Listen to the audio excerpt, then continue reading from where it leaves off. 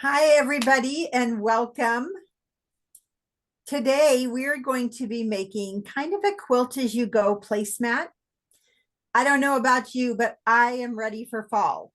However, where I live, it's still going to be 102 degrees today. So we're not quite into those cooler temperatures, but maybe if I'm working on a fall project, I'll feel cooler. Like psychologically, it might work. So just to show you what we're going to start with today. This is our placemat. So what we're going to talk about is kind of quilt as you go, but also exploring our decorative stitches and using them as well. And some of the other ways and things that you can do in making a placemat like this. So what I want to start with is really going over what the supplies were. So if you have your list, just to kind of go over so you know what everything is for, you should have for one placemat about 9 of these different pieces. Now, you can mix and match. This is where it gets kind of fun because you can pick a theme fabric, which is typically what I like to do. I kind of pick a theme. And this is my main fabric, and then I choose colors off of that. So, you know, you'll see I just brought in other fabrics that matched those colors that were in my main fabric. And then I use my main fabric for the backing of my placemat as well. So we need 9 of those for one placemat. Your instruction sheet gives you the total of what you would need to make 4 of them. So for one, we're going to use about 9 of those. You're going to have 2 pieces that are 4.5 by 18. And these are the pieces that go up on the top of your placemat, the top and the bottom. So that is this long piece on the top and on the bottom. And then we're going to have our backing. I did mine at 12.5 by 18.5, which is really kind of a standard placemat, but you may want it bigger, you may want it smaller. So this is such an easy project to adjust your sizing for. If you have a small table, or maybe you need to fit more people around your table, you might want to make it a little bit smaller. If there's just 2 of you, you might want to make it a little bit bigger. So you've got that piece. And then really our last piece of fabric is going to be our batting. And I'm cut that the exact same size as my backing. So it's 12.5 by 18.5. I prefer cotton batting, but if you wanted to use the polyester batting, that's certainly up to you. I don't know. I feel like the cotton batting gives it a little bit flatter look to a placemat and not so puffy, because I don't really want my placemat to be puffy. Now, I today am going to be sewing on the Singer C5950. And really what I like about this machine, let me see if I can back out a little bit. What I like about this machine is 2 things when it comes to a project like this. One, the C5950 actually comes with this extension table. So this is a nice big table that slides on and off of the bed of your machine. So it gives you more surface, which is really nice when you're working on something a little bit bigger, to have that stable platform there. The other thing that I really like about it is look at all of these decorative stitches, because to me, that's where the fun comes in, is embellishing with decorative stitches. All right. Couple other things that you're going to need. You're going to need some pins or some clips.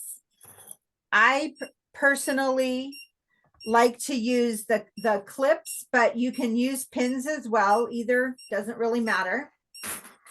You're going to need something that will turn because eventually we're going to turn our placemat inside out. So we're going to sew it right sides together, turn it inside out. So to poke out those corners, there's point turners, there's all kinds of things out there. I happen to have metal chopsticks, and that works really well for me. So that's my favorite. And there's a couple feet that I think make things easier. So they're certainly optional, but one is the 1/4-inch piecing foot. So that makes it much easier to do a nice 1/4 of an inch, because you can line your fabric right up with the edge of the foot and get that perfect 1/4 inch. If those of you that maybe are beginning quilters, you know, this project is pretty forgiving if you're a basic quilter.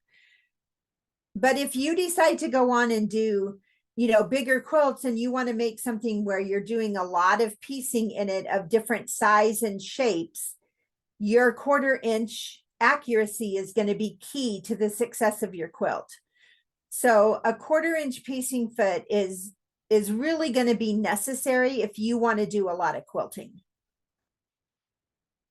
The other foot that I like to use for this project, it's a little hard to see because it's clear, but this is called an open toe foot. And what I like about this is it just gives me more visibility when I'm doing decorative stitches. So there is nothing here in the middle that blocks my view. All right. And type your questions in. I'm trying to kind of watch that. So I see we have a couple questions up there, so I'll answer those in just a minute. And then the last foot I have, which I really like, again, it's optional. This is called a parallel sewing foot. And you see the, like these big, I call them wings on the side of it. It just gives you guidelines farther out. So when you want to do rows of stitching, whether it's decorative stitching, straight line stitching, whatever you're doing, this allows you to measure out a little bit further from the edge. So if I'm using the edge of a standard foot, you know, my stitching is going to be pretty close there to the edge. If I'm using my parallel sewing foot, that puts my stitching out farther. So I don't know if you can see it on the camera. Let me move it back here. If you can see it on the camera, but like these rows of stitching here are used to quilt everything together.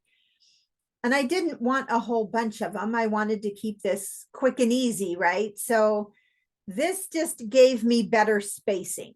Again, not required, but certainly makes things a little bit easier. So let me answer a couple questions. The instructions show 12.5 by 18.5, and that is correct if you want that standard size placemat. That last foot I talked about is called the parallel sewing foot, and it has big wings on it. I'm not sure if you'll find it at Michael's, but you will be able to find it at singer.com. And Vanessa, someone did ask, should the strips all be the same kind of fabric? You know, it's really up to you. I don't think there's anything wrong with using different types of fabric.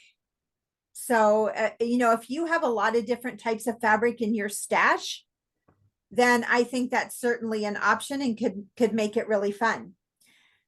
For me, I think this kind of a project lends itself so well to seasonal activities, right? So we're coming up on fall right now, but you could make a Halloween one, which would be really fun for the month of October. You could do obviously Christmas ones, but seasonal ones can be really fun. And it's kind of like a scrap buster. You know, if you've been sewing very long, you're probably accumulating those scraps of fabrics that you just couldn't bear to throw away. And if you've been sewing as long as I have, you have a whole closet full of those scraps of fabric that you can't bear to throw away. So this makes me feel better because I'm using up my scraps. That's what I tell myself anyway. Somebody asked if there is a pattern There is not a physical, there is instructions in the worksheet. So make sure you download the worksheet and print that off. That tells you what size your pieces need to be. There's no physical pattern that you have to cut out. And then do all of these come with the Singer quilting kit? Probably the only one that comes with the Singer quilting kit is going to be the 1/4-inch piecing foot. I'm not real sure on that one. So somebody put at my rate and new to quilting, I'd better focus on Christmas placemats. Well, I have those here too. So I'll just show you my Christmas ones because, you know, I'm really not any better than you, and I got to get started early too.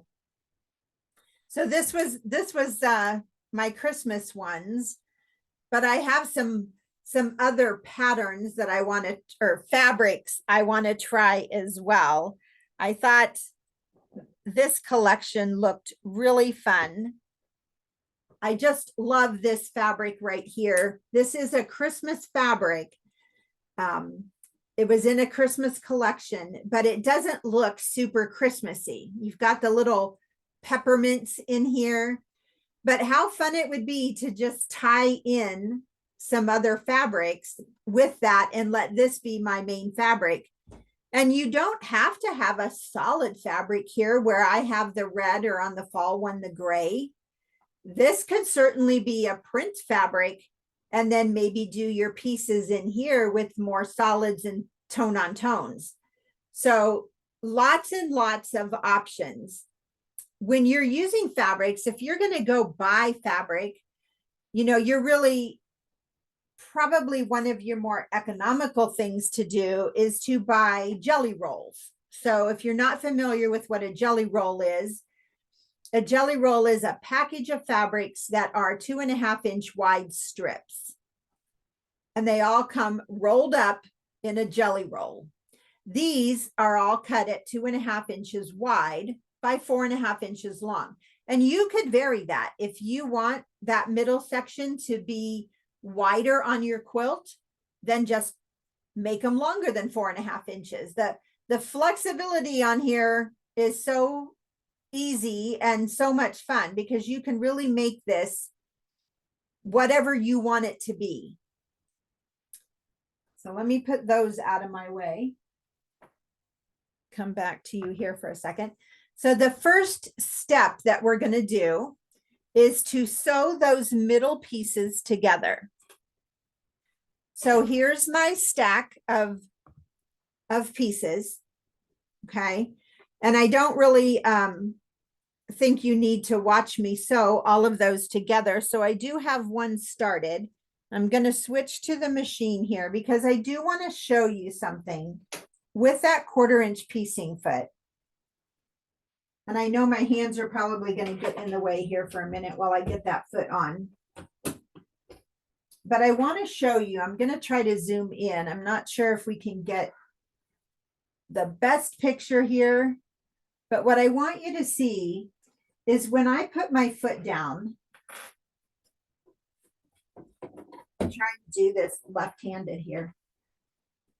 When I put my foot down with my fabric right at the edge of the foot, so it's not sticking out at all over here. It's lined up right with the edge of that toe. And that's what's going to give me that nice 1/4-inch seam that I want. So I have the machine set to a straight stitch, and I'm just going to sew down.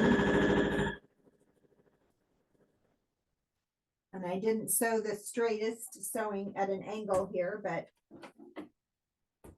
you'll get the gist of it. So I have sewn all of my pieces together. And then what you're going to want to do is just press them and press all of your seams to one direction. I have a little portable Singer iron here, which is really nice. And I'm just going to press that down. You can press your seams open or you can press them all one direction. I find it easier to press them all one direction. It's really quick that way. So now really comes the fun part. And one of the other things on your list was stabilizer.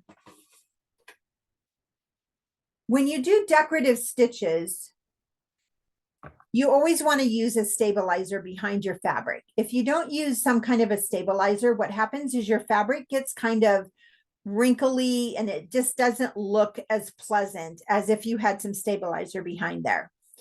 Most of the time, people use what we call a tearaway. So this is just a tearaway, and it literally tears very easily. You can buy this at Michael's.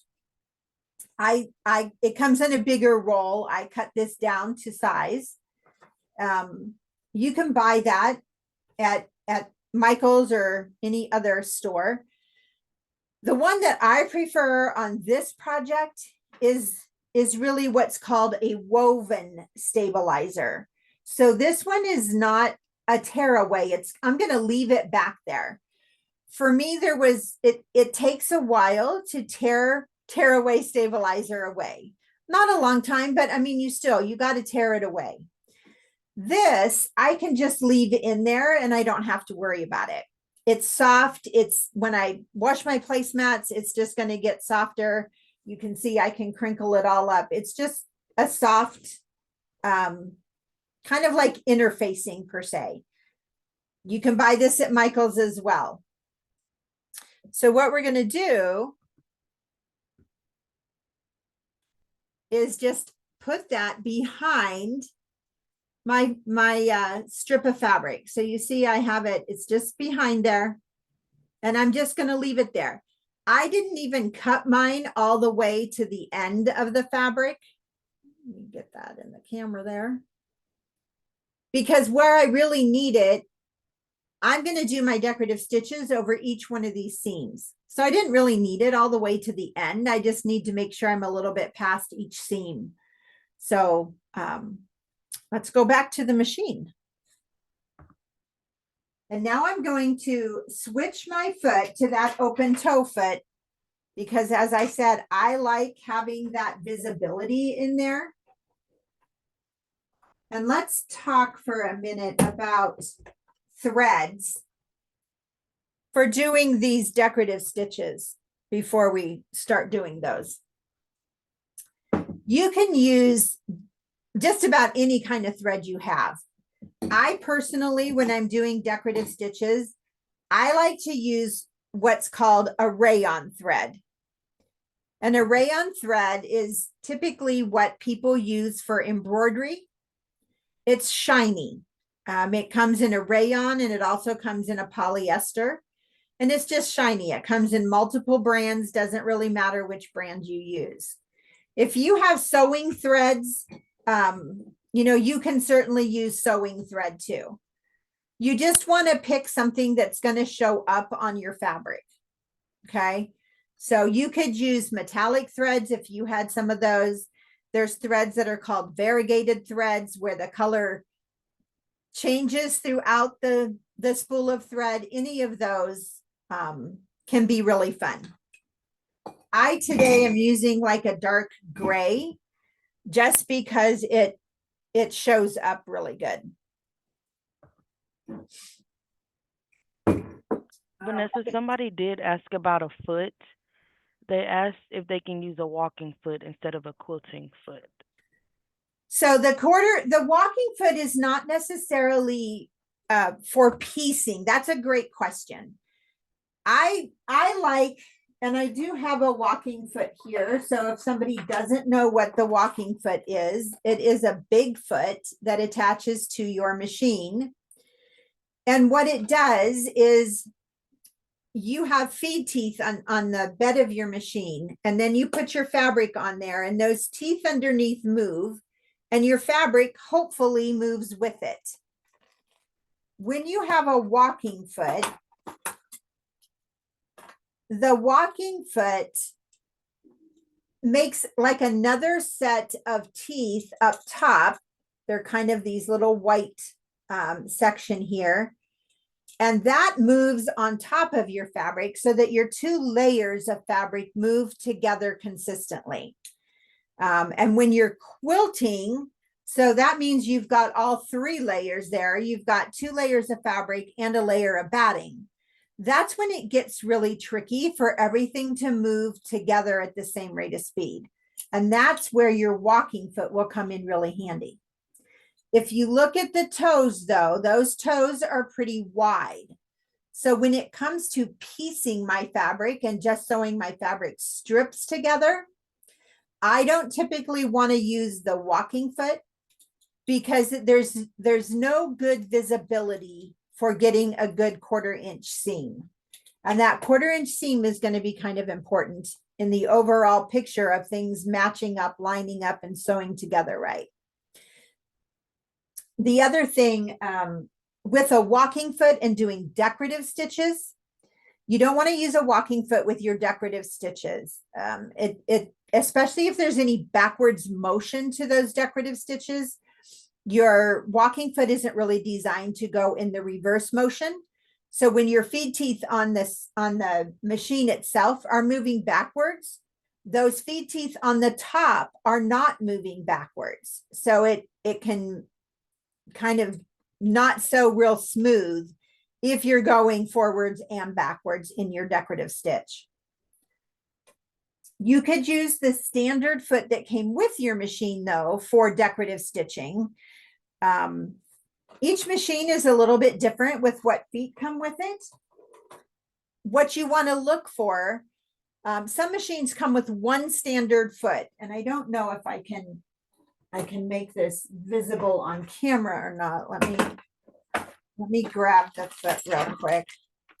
I put everything away so I didn't lose it.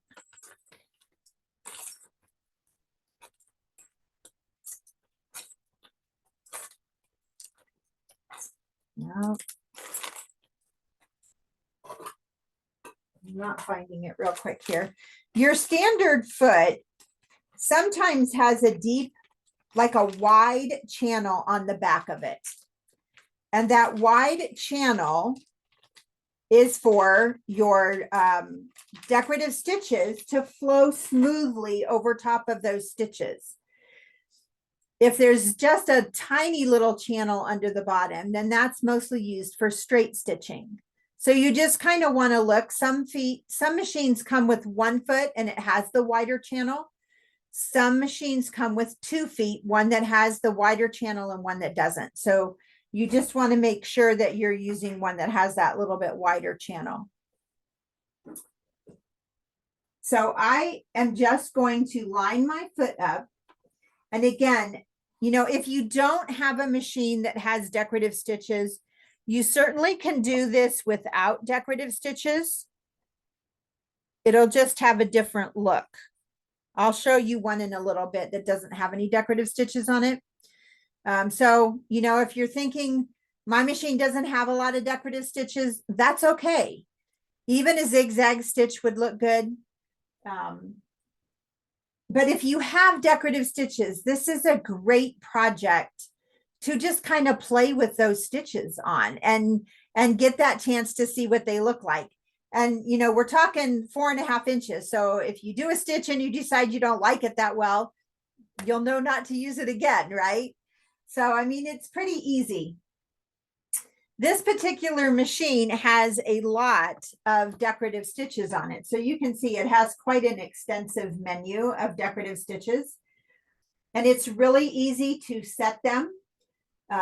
If you have a 5950, this top menu, and that is the menu that it defaults to when you turn your machine on.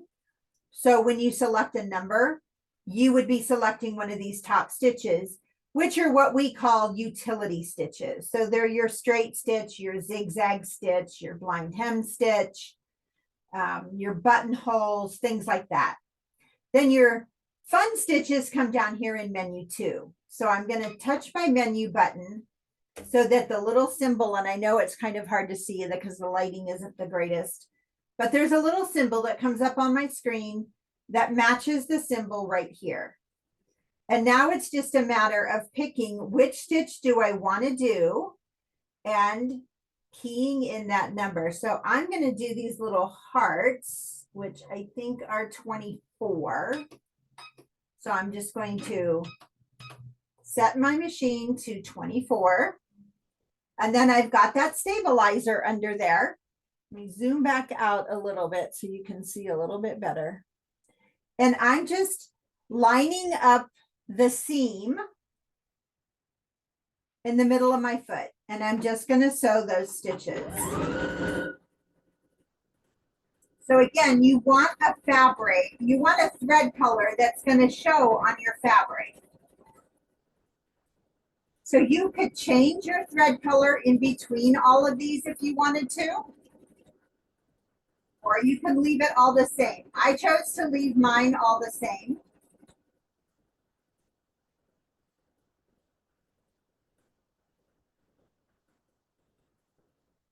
There we go.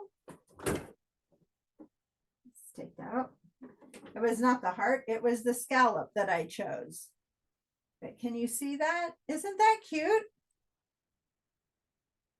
So it just adds a lot of fun when you go back over each one of those seams and add a decorative stitch to it. Okay. Any more questions yet? Yes, somebody asked, what's a substitution if you don't have a stabilizer?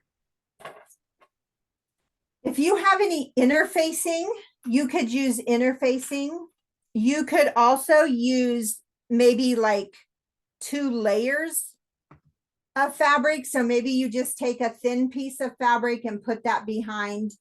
You'll just get better stitches if you have something behind it.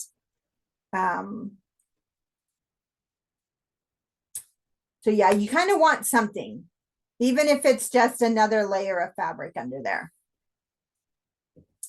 All right, so let me move on to our next step.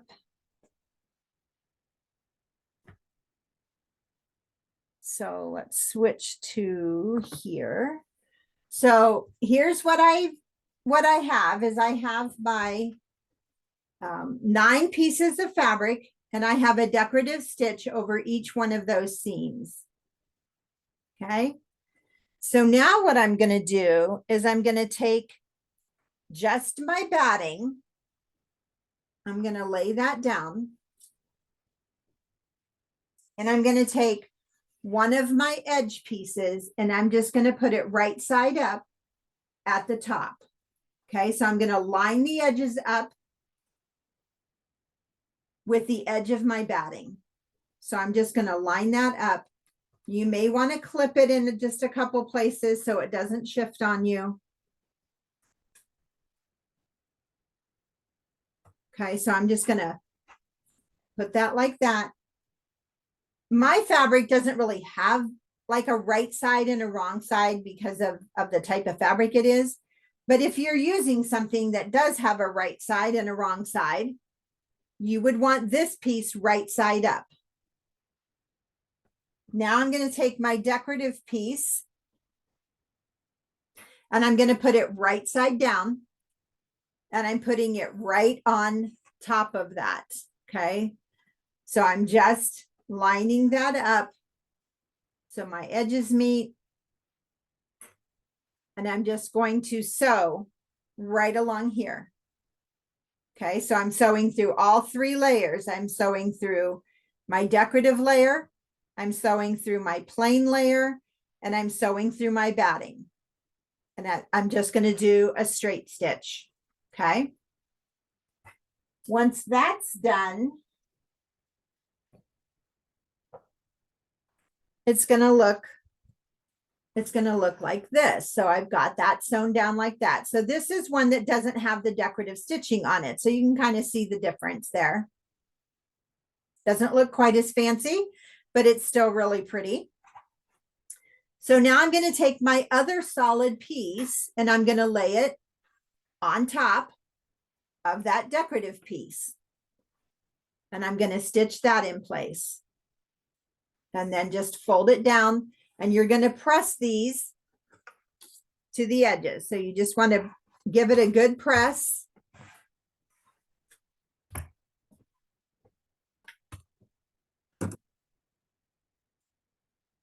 And now what we want to do is what I call the quilting part of it.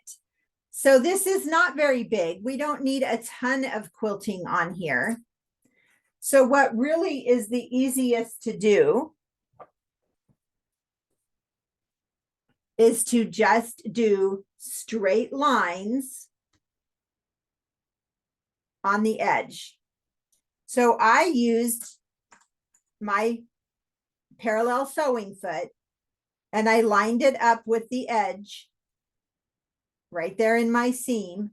And I just sewed along all the way down. And then I came back and started the next row. And I used the edge of the foot lined up with the row that I just sewed to give me that distance. And you could do a third row if you want to, you have room, but it's not really critical. It's enough quilting to hold it together.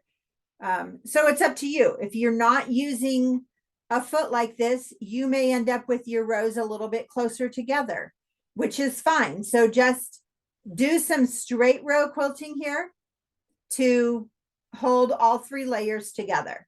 Okay.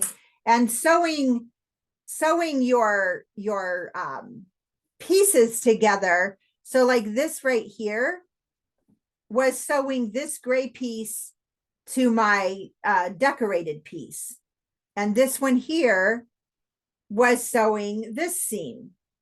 So you're already, just by sewing those 3 pieces together, you've already started your quilting process and sewing your 3 layers together. So this is just adding a little bit more of that stabilization. Okay.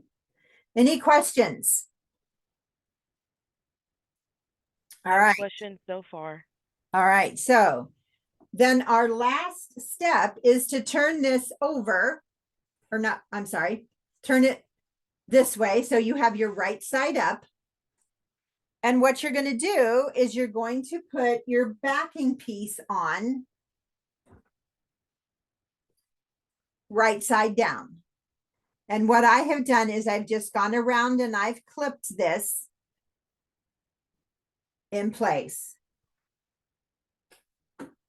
And now what I'm going to do is I'm going to sew all the way around here, which is not real fun to watch, but I do want to show you a quick little trick. I like to use a little bit wider stitch on the placemat when I sew around it than that 1/4 inch piecing foot. So I am using a regular foot. I'm not going to use the 1/4 inch foot. And I'm just going to line the edge of my foot up with the edge of my fabric. Okay, so you'll see that in a minute when I put it underneath the machine. We have to leave an opening to turn this right side out. So there's a little trick when you leave an opening that I'm going to show you. So I'm going to bring this over to the machine. And what I'm going to do is I'm going to start right at the edge of my, zoom in a little bit, make this a little bit higher. Bear with me a second while I make this a little bit higher so you can see the fabric better. Sorry if I'm making you dizzy.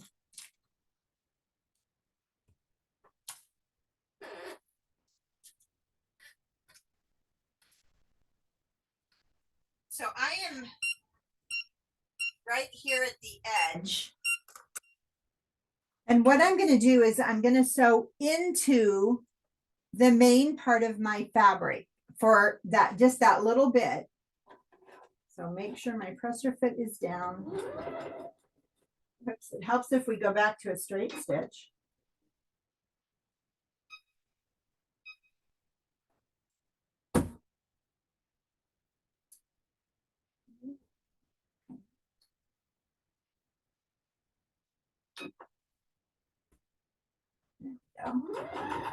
So I'm just taking a few stitches in. I'm going to reverse it and go back a couple stitches. Got to get used to this machine again. All right, then I'm going to stop with my foot down. And you may not realize on a lot of your machines, you can kind of tap your foot control and it will drop your needle down. And then just lift your presser foot and turn. So now I'm going to take my clip off and I'm just using the edge of my foot is right up against the edge of my fabric. But this foot is wider than that 1/4 inch foot. So I'm going to get a little bit wider seam. When I come to my corners, I'm going to stop. And what I'm going to do is put my needle down. And I'm going to pivot just a little bit. So hopefully you can see I'm still on the like diagonal now. And I'm going to take just like 1 or 2 stitches on that diagonal.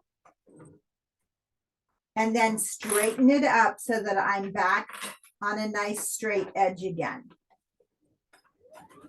That's going to actually give you a better point on your corners. I know it seems like it wouldn't because you're making a little bit of a diagonal stitch there, but it actually will give you a better corner. So again, I'm going to come up close to the corner. I'm going to pivot a little bit and go across a couple stitches.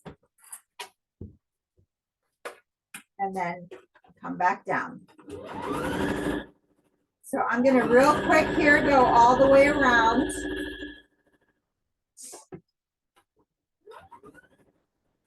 Another thing that you might want to do when you're sewing through so many layers is lengthen your stitch length a little bit. Most of your sewing machines will default to a 2.5 stitch length when you select a stitch, especially your straight stitch.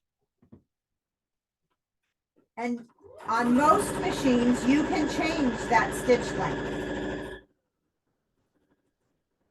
So one of the times you would want to change it, you know, if you think about, you know, some of your sewing would be when you're basting, right? You want a longer stitch when you're basting. So you would plus that stitch length all the way up as long as it would go for your basting. But another is when you're sewing on any kind of heavy fabric. So it could be this fabric because I'm sewing through multiple layers, but it could also be denim, which is heavier. It could be if I'm sewing on a fleece blanket or something like that. All of those are a little bit heavier. They're thicker. So in order for your stitch to form really good in the middle, you need to make that stitch length a little bit longer. All right, now I'm back to where I want to stop so that I have my opening. So I'm going to turn my fabric and I'm going to sew to the edge. And now I'm going to show you, I'm going to switch cameras so you can see what I did.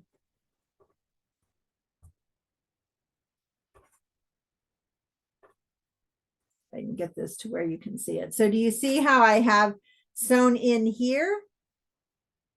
And I have sewn in here.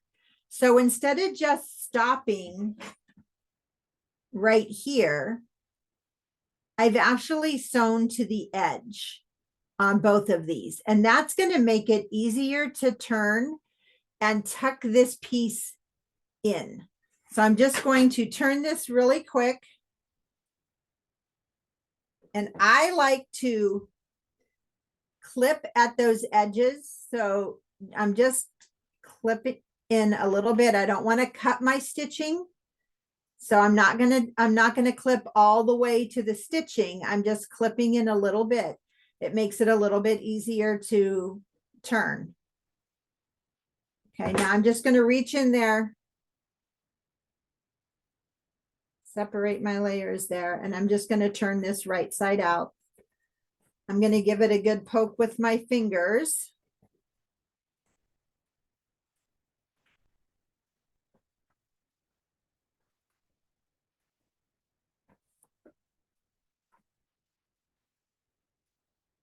this is where I like to take that point turner. And for me, I'm using that chopstick. And the wooden ones work well as well. And I can get in there and poke that corner out good. Okay. So I would do that on all four corners.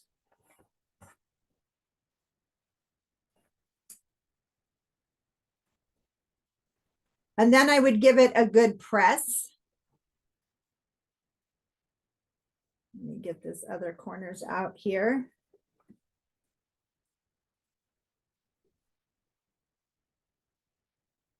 So you get a nice corner when you do that little diagonal stitch. It just gives you a better corner there.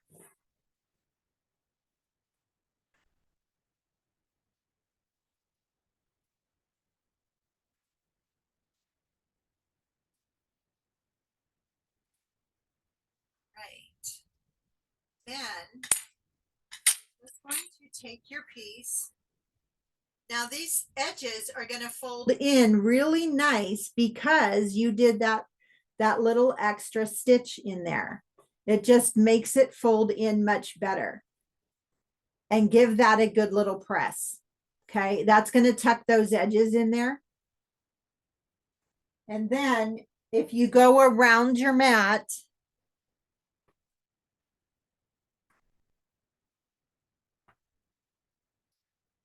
with a straight stitch all the way around the edges. So you can see here how I've gone all the way around the edge. Okay, that just, again, holds everything in place really good, and it closes up that opening that you had. So now you can't even tell, you know, where the opening was because it's all sewn together. And the back side is a nice flat, pretty back. So it makes it reversible if you need to. Because, you know, we know somebody's going to spill something on it. So you can always flip it over and the back side's going to look good too, because you're not going to see a bunch of stitching or thread or anything like that on the back side. So it looks good on the front and it looks good on the back. Now, just a couple other, you know, I think these are so quick and easy to make, but think about some of the opportunities. You know, you could do this for a child's birthday so that they had a special placemat that was just for their birthday. You know, you could make it for somebody that mirrors their hobby, like maybe somebody that's really into cats or dogs or frogs or butterflies. You could make your theme fabric reflect that. These make great hostess gifts. You know, everybody's going to, you know, Thanksgiving dinners somewhere, Christmas dinners, Christmas Eve dinners, whatever, parties. These, you know, to make up a bundle of 4 of these would make a nice hostess gift. And if you have an elderly person in your family that maybe lives by themselves, or, you know, maybe it's your parents, there's 2 of them, or your grandparents, that how nice to just to make them, you know, 1 or 2 that they have, to make that meal time when they're eating by themselves a little bit more elevated and more fun when they have a pretty placemat. I have a friend that is single, and I do a placemat for her every month. So we kind of reflect the season or the holiday that's in that month or whatever. But, you know, what a nice little gift for somebody that you can really personalize. Any questions? We do have a couple questions. All right, good. The first one asks, if you wanted horizontal and vertical lines, would you stitch them on the one piece before you add the backing? I would. If you want your placemat, it will look better, because otherwise you're going to see, then you have, if you're going to sew it afterwards, you kind of should leave your edges raw and do your sewing and then put binding on it. So binding is a whole different class on how to do binding.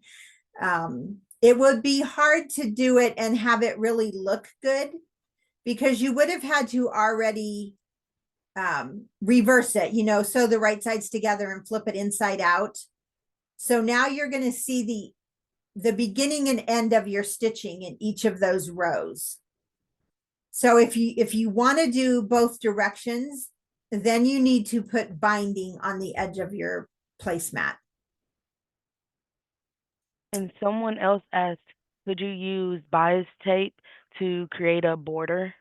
You could, yes, you can buy quilt binding and sew it on. It's not hard. There's a trick to going around the corners. And it's very easy to make your own quilt binding. And that way you can use a piece of the fabric that was in your placemat. So you could do either. Yeah, but we'll have to do a different class on doing binding, because that's a whole nother class. Any other questions? Well, I hope you liked the project. Here's the Christmas one again. Just to give you an idea of some different looks. Now this one I used much more patterned fabric than I did on that one. And then I have one that I think I'm going to do next for spring. Look how fun this is. So I think when I do this one, I'm going to use this for the back of my placemat, but I'm also going to use it for that long top and bottom band, and then make all of my little strips from these more solid colors. I think that'll be really fun for spring. So see, once you get started, then it's hard to stop, because you just keep seeing fabric in your stash that, oh, that would be really good. Oh, that one would be fun. You could even make pet placemats for your cats and dogs. So see, lots of ideas. So I hope you'll all make some placemats and enjoy them, give them away as a gift. And we'll see you next time on another Michael Zoom class.